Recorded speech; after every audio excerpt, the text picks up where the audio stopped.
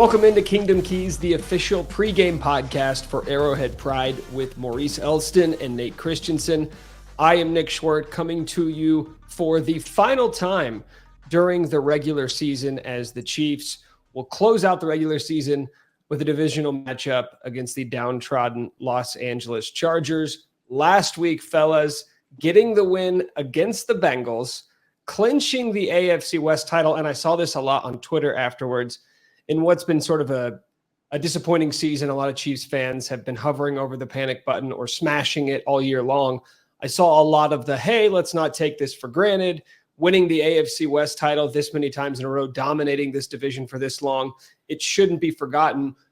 To me, though, in a season that has been as bad as it's been, it was kind of hard for me to appreciate winning the division. Maybe that says more about how little I think of the rest of the AFC West, but when I saw that they clinched it, I almost didn't realize it. I was like, oh yeah, I guess I didn't realize that was at stake today. What are your guys' thoughts on the Chiefs winning the AFC West yet again this year?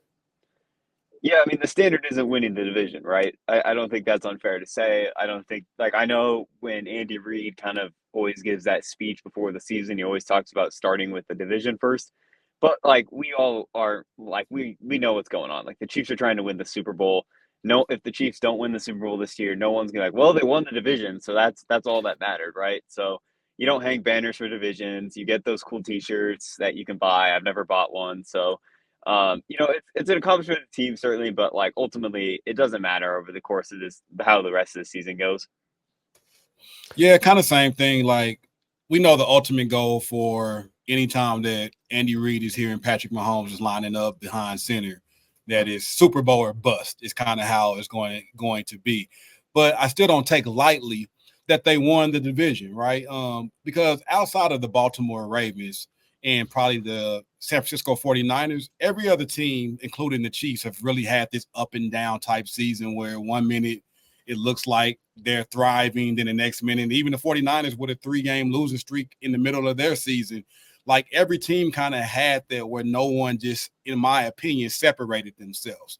So in that type of season where the Broncos was told to be better than what they turned out to be, same thing with the Chargers, was supposed to be way better than what they turned out, and the Raiders making a late season surge, for the Chiefs to fight through everything they have to fight through with their offense and everything they had to overcome to still be able to come out as division winners and locking up the 3rd seed, kind of has to be some kudos for them, even though it's a disappointment in a sense of how it turned out.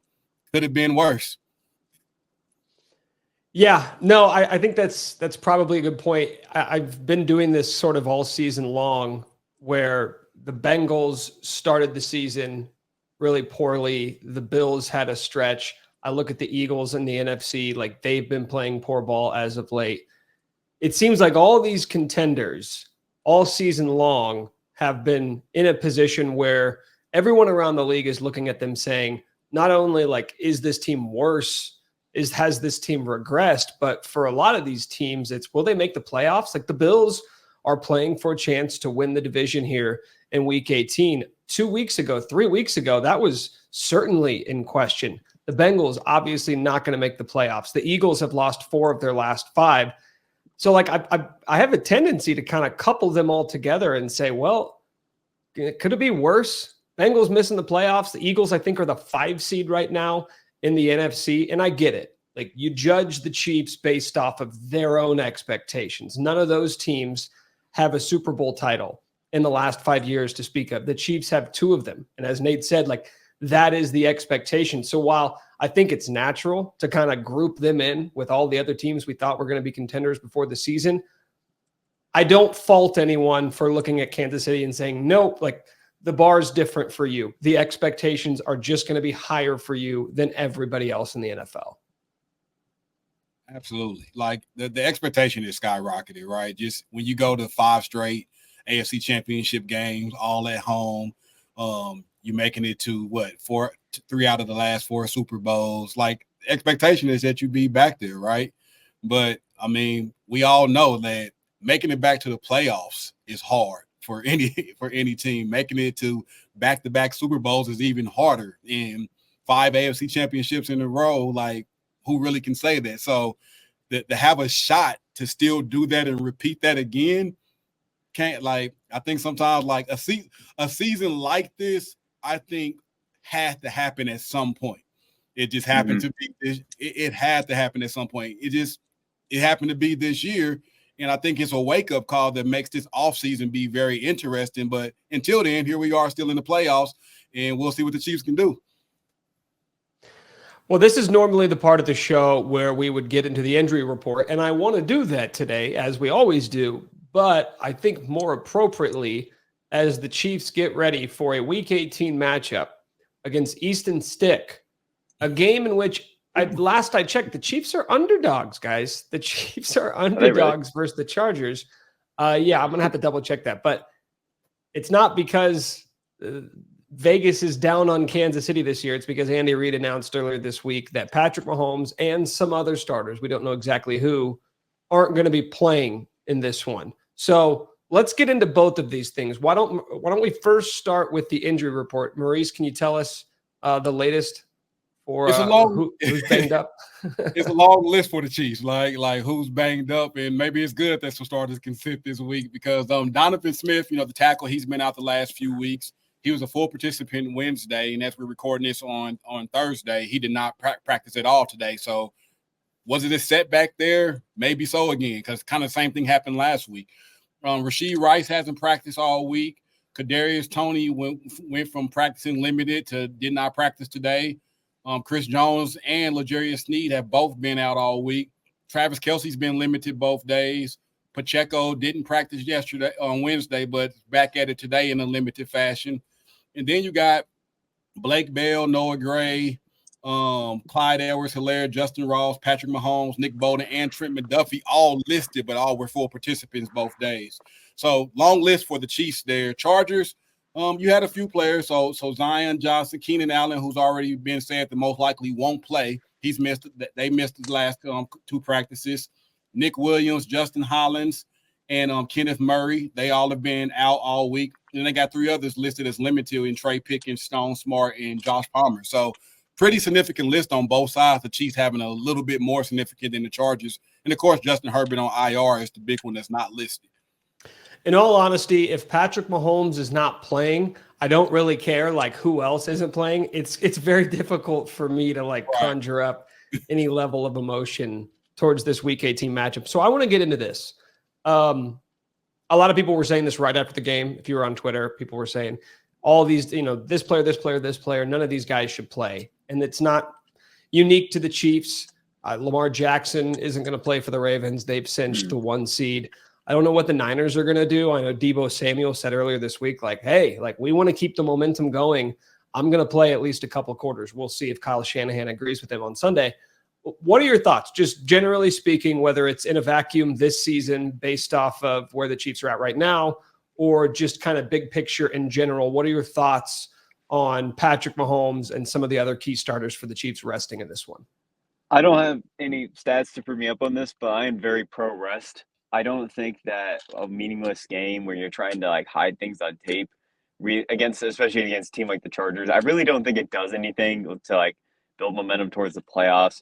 And especially because this team has been in that spot many times where they're coming off the bye. I think they've had the bye every single year except 2021, if I remember right, since Patrick Mahomes has been a starter. So they understand Andy Reid of all people especially knows how to handle this. And there are just some players in this team that desperately need rest. The number one case of this is Travis Kelce. I don't think it's a lie to say that Travis Kelce has really struggled the past 8 weeks. I don't all the stats, just watching him play. He needs a rest more than anything else. And it's especially important for the Chiefs because they don't have another bye coming after this until, potentially the Super Bowl, I guess. So they're going to have to play 4 games, potentially 2 of those on the road because they are locked into the 3 seed. So you need, I'm just using Kelce, but I think other players like Isaiah Pacheco, Chris Jones, the offensive line, they all kind of fit into this. But Kelce's the number one example. If the Chiefs are going to make a run in the postseason, they can't. The way Travis Kelce's played the last 8 weeks isn't going to work. They're going to need Kelce to at least be closer to what he's been in prior postseasons. And if they can get him any rest so that he feels any more fresh, looks any better in the postseason, I think that's huge. I think that's important for them. So I'm very pro rest. I don't think that, I mean, an example of this last year was the Chargers. Remember, like the Chargers played all their starters in week 18 to keep that momentum, and then Mike Williams hurt his back. And that was a huge reason why their offense kind of fell apart in the second half of that game, because they didn't have anybody outside Keenan Allen to go to. So you never want to have that situation, because then you just feel nothing but regret. And with the way the staff, the players have handled buys in the past, I'm not that worried about them kind of coming out flat in the playoffs. So rest, get the guys healthy, and let's have our best version, healthiest version of ourselves for the wild card. What about you, Maurice? I'm kind of on the same path there. While I say that, it's a couple of players that we'll see how they feel about individual accolades in the rest department.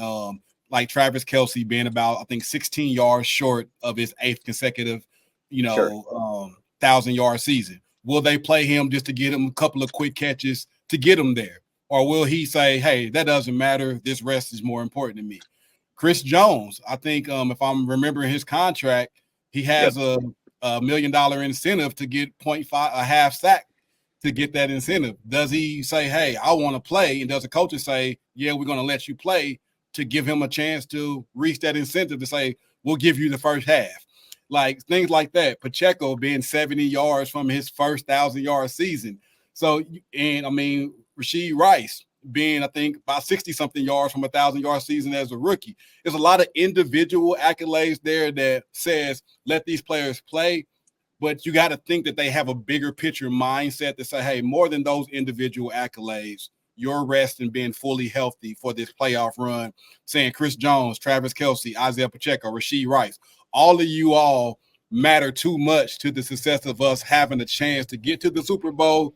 Then we worried about you reaching these 1,000-yard or this 10-sack milestone. I would tell Chris Jones, I'll give you the $1 million. Sit on that. You can have the $1 million. You on the injury report right now with a growing injury. We ain't risking that for $1 million. Here you go. Right? I don't care if under the table, however they get. Yeah, drop it off in a duffel bag. Yeah, like if you say, hey, we're gonna make this little tweak to the incentive contract to make it 9 sacks instead of 10, so you can go ahead and get that. Sit down somewhere. Travis, we're gonna throw you 2 quick slants and get you this and get you out the game. Like anything, but I'm like rest. Like Nate said, Andy Reid, the team, they're veteran led. They can handle this bye and come back. And I think just having that practice and stuff and mental reps to study where they kind of been falling off at can help more than actually playing in this game. So I think I'm probably closer to the middle, maybe, than you guys are in this. And the main reason is because I feel like this is like the devil on one shoulder and the angel on the other shoulder right now, where it's like, okay, yes, rest. Travis Kelce is 34 years old. He has injured every single part of his body during his career. Like that guy needs rest. Patrick Mahomes, you don't have a chance to win the Super Bowl without him. So like whatever you can do to keep him healthy, keep him right for the playoffs. And that goes for like their varying degrees for all these different players. The other side of me does say that, like, in saying that we're going to rest all the starters or the key starters, is that an admittance that like there's really nothing to be gained from this game? Because while you look at the immediacy of it, it's like there is nothing to be gained. You won the AFC West. Like your seed can't change. You're locked in. Like, what are you trying to prove? But for a team that we have been waiting to like figure it out offensively all season long, there is part of me that says like, could it help to get these receivers a few more reps with Mahomes? Now, the other side of it is, are you gonna figure it all out against the Chargers? Like, you're gonna put together 3 good quarters, and then all of a sudden your problems are solved, and this team's a well-oiled machine going into the postseason? Obviously not. So I don't really have a problem with them resting. I don't have a problem with it at all. But there is part of me, I think what it is, guys, is it's fear. Knowing that Sure. This is it. The offense that we've seen for the first 17 weeks, that's the offense we get in the postseason. There is going to be nothing to make me feel better about this team once the playoffs start. And I think that's where it comes from. It's just the idea that how I feel about this offense right now is exactly how I'm going to feel about them once the postseason starts. And that's a little scary because, spoiler alert, I don't feel great about this Chiefs offense. Sure. I think what I would say, though, to that, though, is like you mentioned, I don't think, like, just an example, like if Kadarius Toney or Marquez Valdez-Scantling played this week and they caught touchdowns for Patrick Mahomes, I'm not gonna be like, all right, I am not worried about them playing in the playoffs at all. Yeah, let's Right? go. That's sort of where it's kind of as like there's very little in this game that could like make me like change my opinion on that in terms of like how I feel about them going into the playoffs. So like I get your point, and I think that you certainly like there would be some level of value of keeping the train rolling and maybe getting another positive performance in. But ultimately, like in my mind at least, and it doesn't matter what's in my mind, but from my perspective, like I wouldn't feel any differently about Kadarius Toney going into the playoffs if he, had a really good week against the Chargers in Week 18. I still would have a general lack of trust in what he kind of is as a player. And I think for me, like I would probably play a Toney and an MVS in a game like this. Sure. Because Patrick Mahomes is not lacking confidence at all. I think a Kadarius Toney, if he had a crazy good game against the Chargers, would I believe in him? Probably not. Could that help him mentally? If MVS to go out there and catch some balls and not drop something, could that help him from a mental standpoint? Because honestly, that's what I think it is at this point. I don't really think it's a physical thing or anything with these players. I think mentally they have lost some confidence in their own ability. And to go out there now, the question is, can they even have a good game? Because last time we seen Blaine Gabbert, he threw 2 interceptions within 3 passes. So we'll see if that can help. But I think a struggling player could benefit from a game like this. Yeah, I again, it kind of goes back to the same thing where it's like, I agree. That's the whole reason why I'm sort of like, okay, you're not going to play anybody. But then the flip side is kind of what Nate just said, which is like, I've got 17 weeks on these dudes. Like one good game against the Chargers isn't going to have me super confident in Kadarius Toney, which again, it's like, I can kind of feel myself battling this idea that like, it doesn't really matter, Nick. Stop acting like this matters. You're scared that the Chiefs offense stinks and they're going to get exposed in the postseason. And like, this is just it. But you have every reason to feel that way. I don't like this feeling, guys. I don't like this feeling. Okay. So because of everything that we just discussed, before I move on to the next topic, I guess I'll just give everybody the floor here. Can either one of you guys give me and everybody listening an excuse to care about this game? Is there any reason why I should be emotionally invested in this Chiefs-Chargers matchup in Week 18? Well, for me personally, the only thing I truly care about in this game is Felix Anudike-Uzomah. I want to see him play, and there's been a lot of discourse about, did the Chiefs use their first-round pick right? Personally, I find it silly. It's, the Chiefs, we all kind of knew this was going to happen. The Chiefs haven't struggled to generate pressure all year. And with Chris Jones being able to play defensive end, they have 4 defensive ends better than a 21-year-old rookie right now. So I don't understand why people are getting upset about that. But that being said, this is an opportunity for him where he spent 17 weeks in the facility, learning under Joe Cullen, being under all these good veterans. So let's see a good week, right? It would be really cool if we saw him come out and have a sack and a half, and he's getting pressure, and you see improved run defense and stuff like that. Because then you could be like, oh, this guy clearly took steps over the course of the season. He just might not be quite ready to, play over the guys that have been really good this season, like Charles Omenihu, Mike Dana, Chris Jones, the defensive end, George Karlaftis. They've been awesome all this season. I don't think it's and even Leo Chanel and Drew Tranquil and Willie Gay, they rush off the edge sometimes. Those guys are more seasoned vets. We knew that, I thought Felix would have a bigger role in this team, so I can take my L there. I thought he'd be a little bit more impactful, but this defense is one of the best in the NFL. I don't think it's insane to not be playing him right now. I actually think it's smart. I think it'll be more beneficial long term, but I do want to see him. I want to see what he looks like, see what kind of the baseline level looks like, and then we can have something to evaluate off of going into the offseason. Yeah, kind of same. If I'm focused on anything to get excited about, more than probably the game and team focus, individual players. So I would love to see, of course, a Justin Ross get some reps and get comfortable, because we may need him in the playoffs to be some part of this. So seeing him get comfortable a little bit in the offense and really get some just some reps in, some consistent reps in, I would love to see that. Same thing with Felix. I would definitely love to see him. I kind of would love to see, even though with Donovan Smith being out and Morris starting the last few weeks at left tackle, I would love to see him get another week under his belt at the left tackle position to kind of still, get some growth and things there. So it's more of an individual player. I think getting Joshua Williams and Justin and Jalen Watson in there to be able to just start at the cornerback positions and stay in there all game and get tested, however else Stick can test them. But but I would love to see them just some other players, some young players that you never know who's kind of like next in line if something does happen in the playoffs from an injury standpoint, be able to get some reps in underneath their belt going into the playoffs.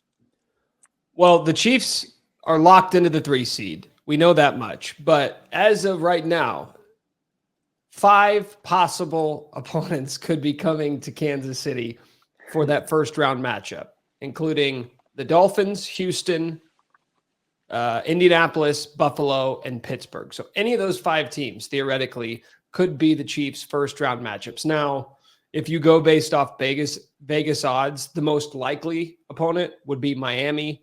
I think it's in order of what I just said. Miami, the Colts, and Indy are the 3 most likely matchups. Then Buffalo and Pittsburgh's kind of a long shot. Any of those teams jump out at you as a team you would be licking your chops to see the Chiefs face in the first round? And then vice versa, who is the team that you would most want Kansas City to avoid? Oh, I mean, the team I'd want to face most is the Steelers. I know the Steelers recently have looked better, but like, come on, it's Mason Rudolph. Like, the offense has been bad like the majority of this year. I don't believe they faced like 2 of the worst defenses in the NFL the past few weeks, and the Steelers, like, even though they have like a really good defensive line, which is like definitely scary, like they're not great on the back end. This is sort of like their thing. They're always like dominant up front, not great in the back end. The team I really don't want to face is the Bills. I still like the Bills offense certainly has had a weird couple of weeks, but it really does feel like they found answers defensively after all the injuries. You have to credit Sean McDermott for kind of getting the defense to kind of work again after losing Milano. They got Daquan Jones back. And, Josh Allen, we've seen what Josh Allen can do when his ceiling is clicking. When things are working, he can just take over a game. And one thing that I do think is interesting, and this is, pertinent with like teams like the Bills and Dolphins, but particularly the Bills, like when the Chiefs have faced repeat matchups this year, which has only been the Broncos and Raiders, that got destroyed in those games. Because I think that, like, unfortunately, like that's when their offenses looked the worst this year was against the Raiders the second time and the Broncos the second time. So I would be scared about going up against Sean McDermott in a game where he already has a game of film on the Chiefs and can game plan about like certain tendencies that they have. But I actually think the Bills are going to win this Sunday against the Dolphins. I think that Miami is just a little too injured right now, especially like losing Phillips, losing Bradley Chubb, losing Xavier Howard.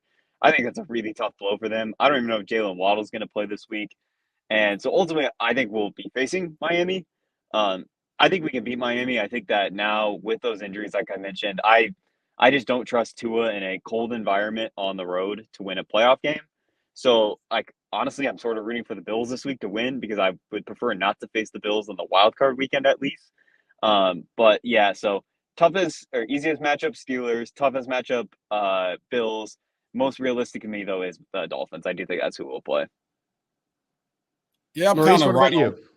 right on board with Nate on this. I don't want to see the Bills whatsoever. I'll go ahead and throw my hand up as well so we can make it a clean sweep. I don't want to see Buffalo. I don't. Can the Chiefs beat them? Absolutely. It's happened. We've shown it. But everything with the Bills comes down to the wire. Josh Allen and Patrick Mahomes are consistently in a dogfight against each other every time. And I just don't want to see that, not with this version of the Kansas City Chiefs. So they would be the ones that I would not really want to face at all. Steelers, Texans, Colts, I would take all of them in a heartbeat. Honestly, I think the Chiefs, probably the Texans, the most out of that group that I would probably say fears the most a little bit with a healthy CJ Stroud. But I think the Chiefs can handle all of them. Their defense can take those offenses out. I think, along with Nate, the most realistic picture with the injuries. That's why I like rest, because I don't understand why Bradley Chubb was in that game in that blowout situation. Well, that's a different story, yeah. But with losing him, Jalen Waddle still nicked up, Xavier Howard, like their defense has not been dominant all year. it kind of scares you a little bit to have a hungry Tyreek Hill coming back to Arrowhead. But what the Chiefs were able to do with him the first time they played him and the level that L'Jarius Sneed and the Chiefs defense has been playing at, again, I don't trust Tua either in a cold game situation away from home. I think the Chiefs can handle Miami. I think that's the most likely scenario that we'll run into. I think our defensive line gets pressured there. And if our offense can be a shell of himself, the Chiefs should be fine. Yeah, I think it's the obvious suspects. Like, the part of me agrees with you, Nate, that I'm not super afraid of Miami because we've seen them beat them. And yeah, they're so banged up at very important spots. There is part of me that just says, okay, like the Dolphins, what was that game, 21-14 in Germany? Yeah.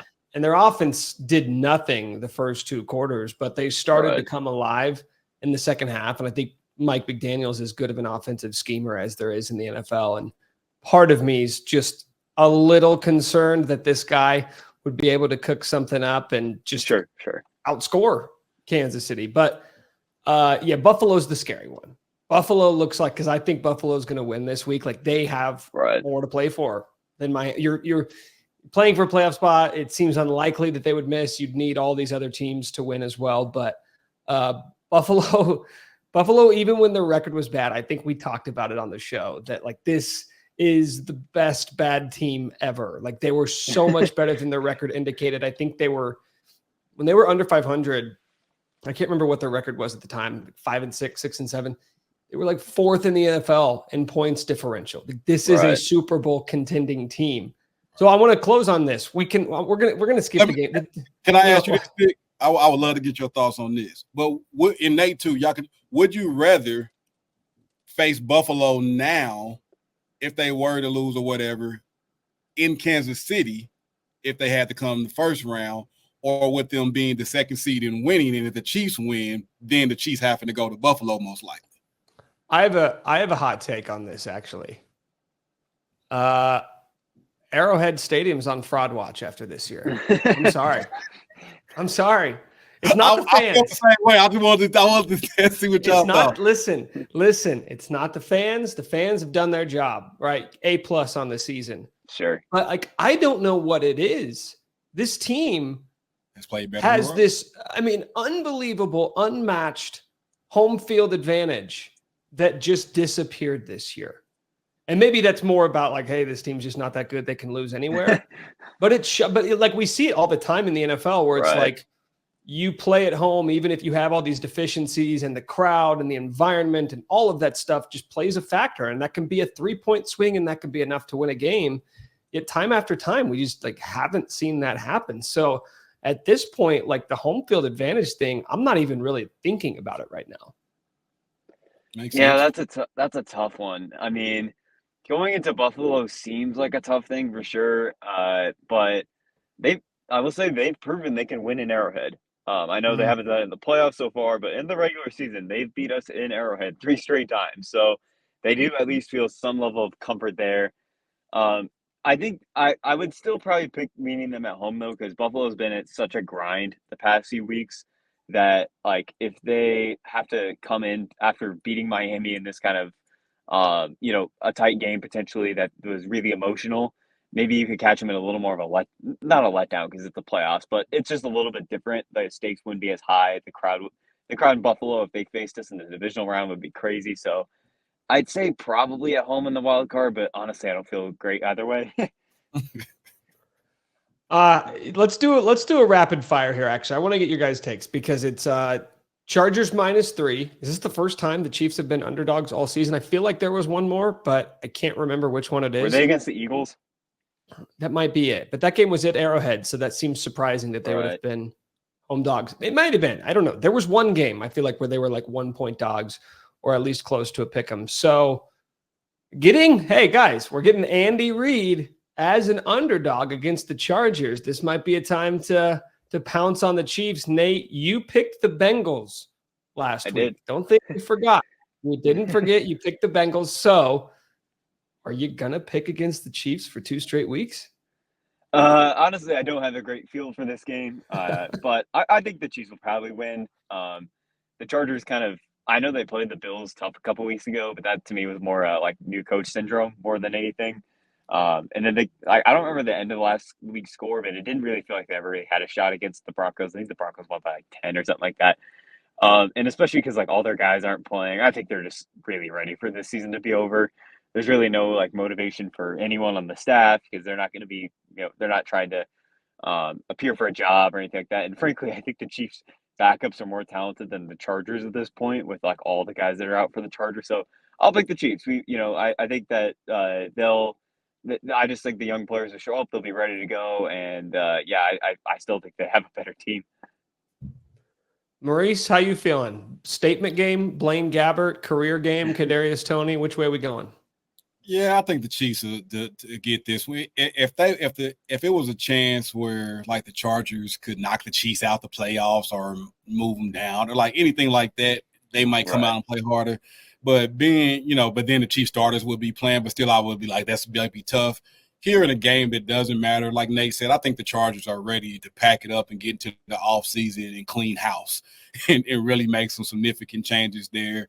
I think they're trying to get this game. They're adults and they're professionals. They'll play hard, but I don't think their heart is going to be in it as much versus some Chiefs players who's coming in who haven't got a chance to play a lot that I think will try to be like, this is why I should be playing or here's my audition to get some more playing time.